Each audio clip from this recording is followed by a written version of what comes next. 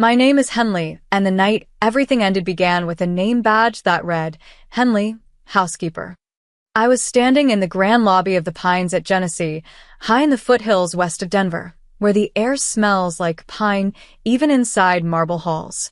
The woman at the check-in table slid the badge across the counter like she was passing me a death notice.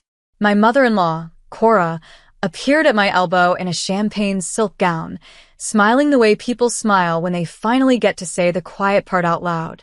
"You're just staff tonight, dear," she said, loud enough for the circle of hedge fund wives to hear. No seat at the table. No plate. Family only.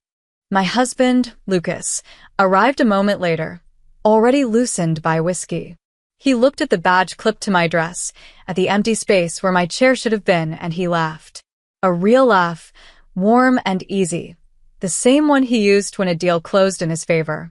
"Relax, Han," he said, reaching past me for a glass of wine meant for someone else.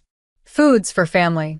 5 years of marriage, 3 years of waking before dawn to save failing companies while he slept, 18 months of quietly rescuing his father's manufacturing business from bankruptcy so his family name wouldn't die in shame, and I wasn't family enough for a chair. I reached for the ring he'd put on my finger the day he told me I was the smartest woman he'd ever met. 2 carats, chosen more to impress his partners than to please me. The metal was warm from my skin. I slid it off slowly, deliberately, letting the chandeliers catch every facet as it left my hand. The soft click it made when it touched the linen tablecloth was louder than the string quartet. "Then I'm no longer yours," I said, calm, clear, steady enough that the words carried to the farthest tables. Lucas's laugh died in his throat.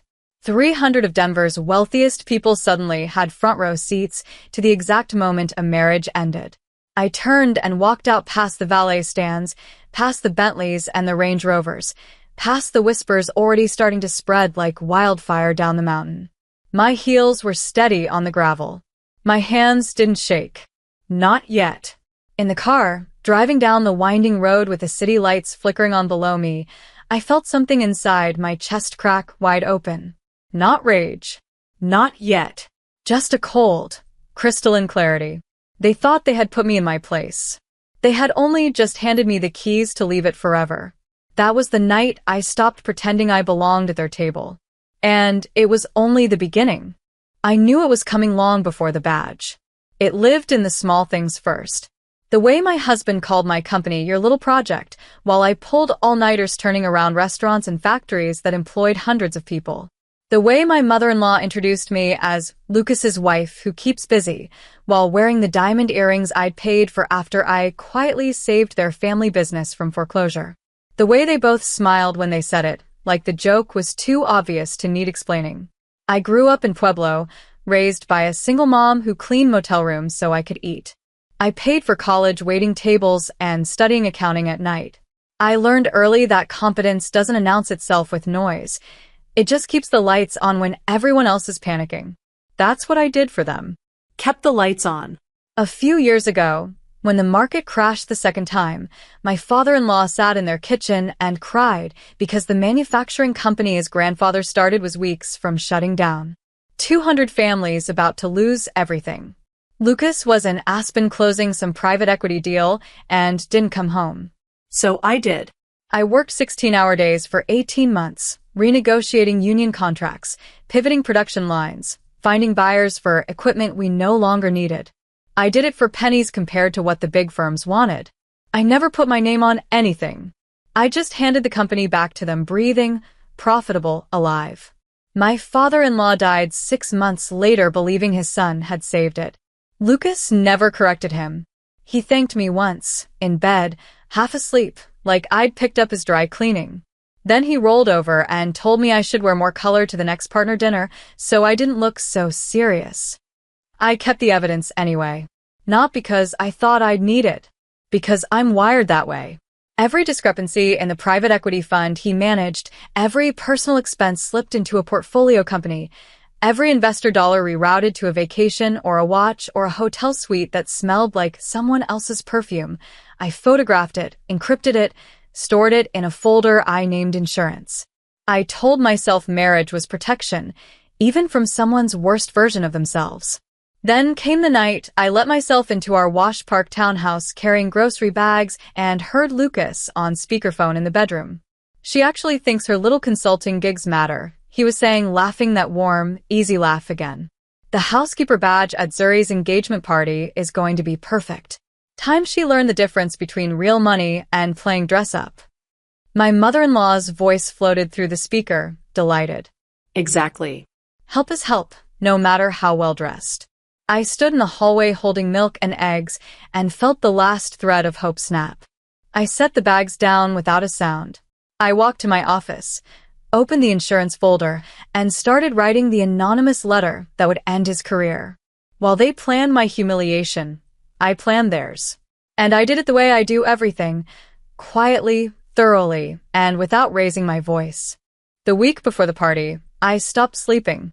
I'd sit at my desk in the dark, 2 monitors glowing, spreadsheets open for a failing brewery in Fort Collins while the insurance folder waited in the background like a loaded gun. I'd catch my reflection in the black window and barely recognize the woman staring back. Eyes too wide, mouth set too hard, someone holding herself together with nothing but willpower and caffeine. I kept thinking, if I just work harder, save one more company, make one more perfect lemon tart for Thursday dinner, maybe they'll finally see me. But they never saw me. They saw what I did for them, never who I was. Some nights I'd walk through the townhouse after Lucas was asleep and touch the things that were supposed to prove we belonged together. The framed photo from our wedding where he's looking at the camera and I'm looking at him. The watch I gave him the year I turned the family company around. The closet full of his pressed shirts. I still starched exactly 1 inch at the collar because that's what a good wife does. I'd stand there in the quiet and feel the weight of every morning I woke up at 5 to make his coffee the way he liked it while I reviewed profit and loss statements for strangers who at least said thank you. I started crying in the shower, so he wouldn't hear. I cried for the girl from Pueblo who thought love would feel like safety. I cried for the woman who had saved 200 jobs and still wasn't family enough for a chair. I cried because part of me still wanted him to walk in, see me folding his shirts with tears running down my face, and finally ask what was wrong. He never did. Instead, the night before the party, he came home late smelling like someone else's perfume and told me not to overdress tomorrow. "You don't want to pull focus from Zuri," he said, already scrolling his phone. I stood in our bedroom doorway holding the black dress I'd chosen, simple, elegant, the kind you could wear to a celebration or a funeral, and felt something inside me go very still. I realized I wasn't protecting him anymore. I was protecting the version of myself who still believed I needed their approval to be whole. That version died quietly that night, somewhere between the smell of Chanel No. 5 that wasn't mine and the soft click of his phone's screen going dark. When I hung the dress up, my hands didn't shake. When I opened the insurance folder again and attached the last files, I didn't hesitate. I wasn't doing this because I was angry. I was doing it because I was finished asking to be seen. And because some debts can only be settled when the people who owe them finally understand what they threw away. The Pines at Genesee sits high above the city, all glass and timber and money pretending to be rustic. That night the mountain air was sharp, but inside the ballroom it felt airless. I arrived alone. Lucas had left hours earlier for drinks with the guys, which meant I drove myself up the winding road in silence, the black dress moving against my skin like water. At the check-in table the girl hesitated, then slid the badge across. Henley, housekeeper. My mother-in-law was waiting, radiant in champagne silk. "Perfect," she said, loud enough for the lobby to hear. "Staff used the side entrance, dear." People turned. Phones lifted. Someone whispered, "That's the one who saved their company, right?" Another voice answered, "Guess not anymore." I clipped the badge to my dress and walked straight into the ballroom.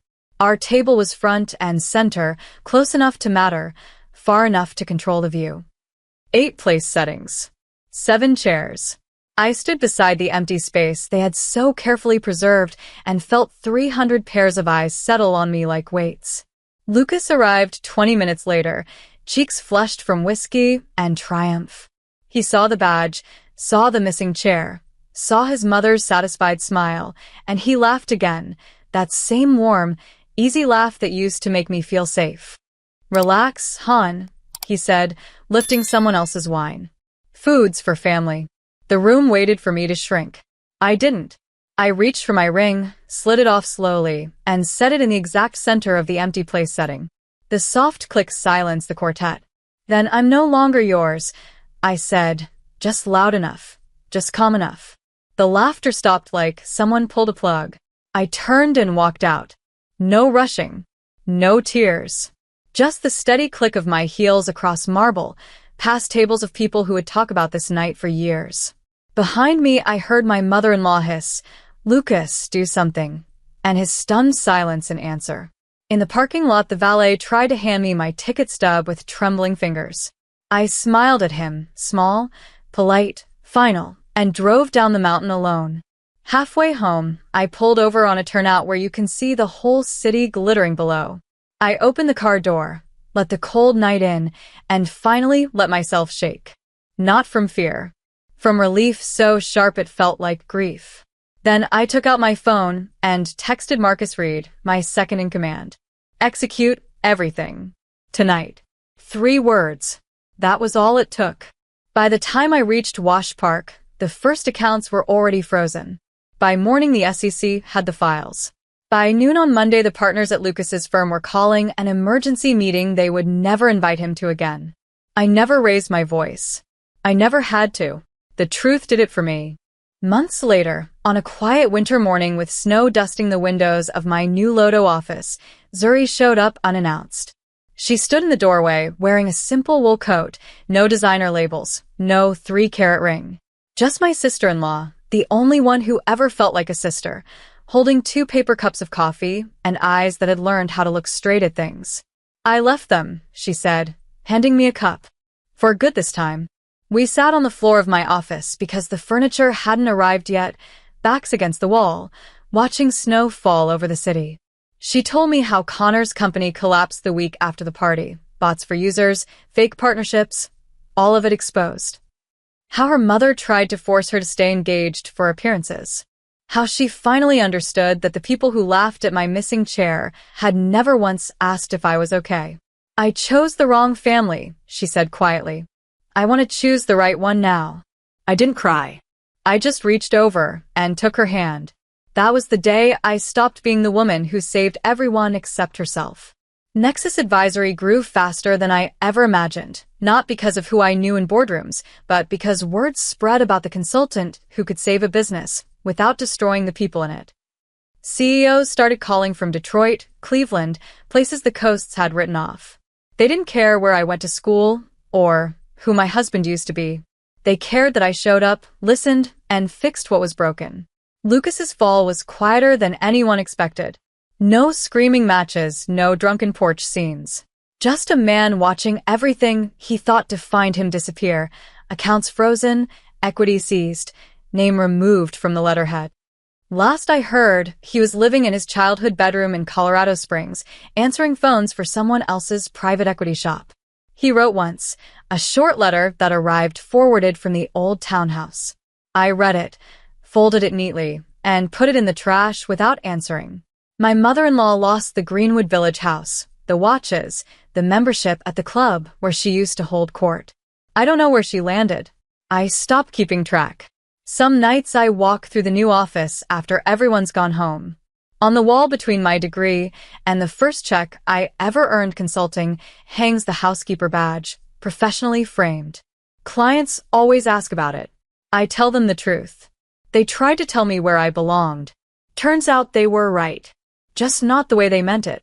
I belong at the table I build myself, surrounded by people who don't need me to shrink to feel tall. People like Marcus, who stayed when others would have run. Like Zuri, who's finishing her MBA and already teaching other women how to spot the quiet kind of fraud that hides behind charm. Like the brewery owner in Fort Collins who sent me a case of his best stout every Christmas because I kept his grandfather's dream alive. That empty chair at the Pines at Genesee wasn't punishment. It was permission. Sometimes losing everything isn't the end. It's the first time you're finally free to choose yourself.